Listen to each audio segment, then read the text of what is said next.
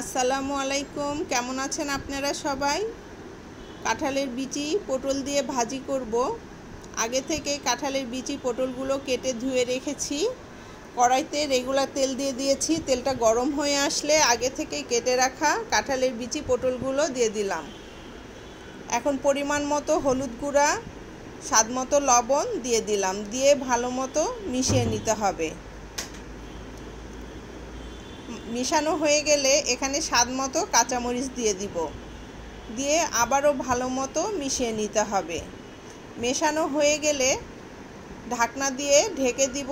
কাঁঠালের বিচি পটলগুলো ভালো মতো সিদ্ধ হওয়া পর্যন্ত অপেক্ষা করব।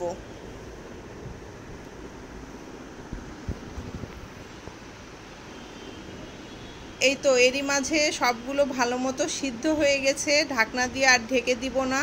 এভাবেই ব্রাউন কালার আসা পর্যন্ত ভেজে নিতে হবে। ব্রাউন কালার চলে আসছে। এখন এখানে পরিমাণ মতো পেঁয়াজ কুচি দিয়ে দিব।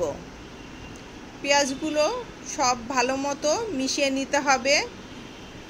পেঁয়াজগুলো ব্রাউন কালার আসা পর্যন্ত ভেজে নিতে হবে।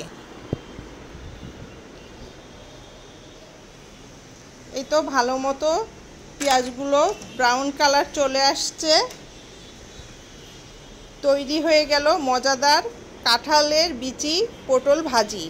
ভালো লাগলে লাইক, কমেন্ট, শেয়ার করবেন। ভালো থাকুন, সুস্থ থাকুন। আল্লাহ হাফেজ।